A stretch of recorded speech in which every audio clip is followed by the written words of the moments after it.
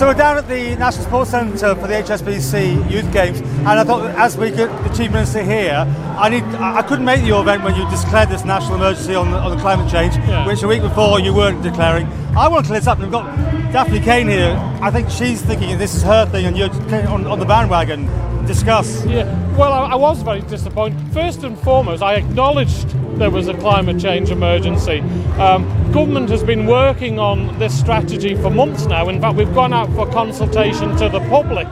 And when I had a microphone shoved in my face from a young reporter from Manx Radio, that wasn't the time to announce it, because we still had an awful lot of members of the public to sift through their comments before we said anything. A week later, when we were launching our active travel policy, that was the time to announce it, not for a young reporter to get a scoop on something we hadn't thought through properly.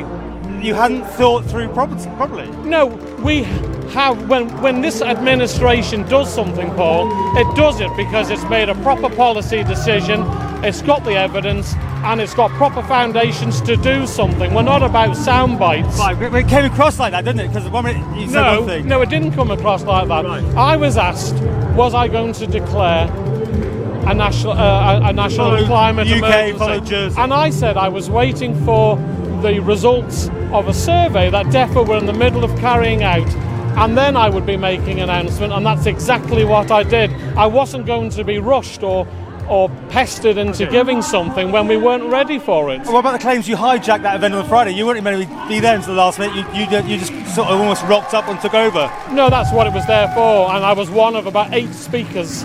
Right. So, no, it was done properly, and I'm just disappointed that we've got a motion in Tynwald clearly just before the government announces its results to the survey. So Daphne Caine's first question. And I just feel that is grandstanding. If you know something major is coming along, asking for a motion on something just before government announces the results of its survey, that to me is trying to preempt something. Whose idea is it then? Who's taking the claim for this? Who will go with this? Is it the government, or is it Daphne Caine pushing you into it? No, I'm certainly not being pushed around, pushed by anyone.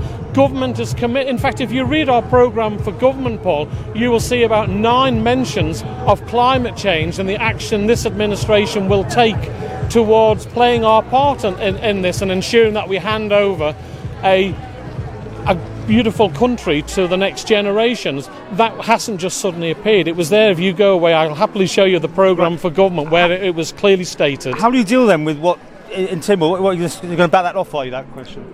Well, I will discuss it. I mean, in the speech I gave on the day, I said this was for Tynwald members. Tynwald will debate this. We'll have private workshops with Tynwald members on what they want to do. It's not my strategy, but we've listened, we've got the feedback from the public now, so when we have discussions with Tynwald members, it will be in the background what the public have had to say and what their views are on climate change, what they're prepared to do and what they're prepared to pay for. Yeah, but any consultation will tell you what we say the bleeding obvious almost, really, isn't it? You must have known what it was going to come out with. But people want to save the planet, but they still want to use their cars, blah, blah, blah. Well, no, you have to go out, and this is a major incident for the whole world, and you've got to speak to the public. You can't just say we as a government are going to do what we think is right. We've got to go out and consult with the public, Paul. I'm trying to say, and if we you've got the results. There's nothing in there you haven't thought you were going to see, though, surely, in the survey. Well, there are certain things that really surprised me that I wasn't expecting. For example, if you look at the profiles of the people who took part, I had expected it to be massively stacked with the under 40 years of age various groupings under 40. It wasn't. It was equal from all of society, from all ages. But you've been having this thing. All the children are getting on board, and they're demonstrating. They're taking outside Parliament and everything else. Clearly, there's a massive sea change. I put it down to it was like 1 minute smoking is okay, and then suddenly it's not okay. Do you get that feeling there's a sea change going on here? Well, I think the Blue Planet programmes and David Attenborough have been caught off guard. No, because if we hadn't gone out to survey the public to see what their actual views were, then yes, you could argue that we had been caught off guard. But again, Paul, if you read the programme for government, you will clearly see 7 or 8, and I'll happily show them to you, areas where we acknowledged there was climate change issues and that we would do X, Y and Z to help play our part as an island nation. You're mostly following the UK though, aren't you? You're just piggybacking really what they're saying about cars being, diesel cars, that sort of thing. Some of that is what the UK is going to be doing, but also I'll be making announcements on other issues where we will be taking our own lead as an island. So I'm not going to announce it now, but we have been again working on other events where the island can get involved as an Isle of Man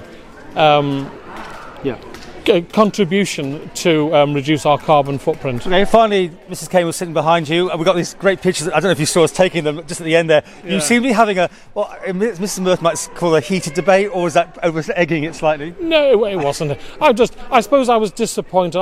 I felt she was grandstanding on a very important issue where I don't think we should grandstand. This is an issue that faces the whole world. We need to get it right. We need to ensure that there's a good future for the next generation and the generation after, and that we put in place policies that by 2050 we have a zero carbon emission. Now, I don't want gimmicks. I want us to achieve that. I genuinely do. I think all Timble members do. But you've got to do it properly, not by grandstanding and going off on various tangents. We've got to do this together. And I think that's why this administration and Timble have achieved so much, is because on the whole we've worked together to do things, not trying to go our separate ways.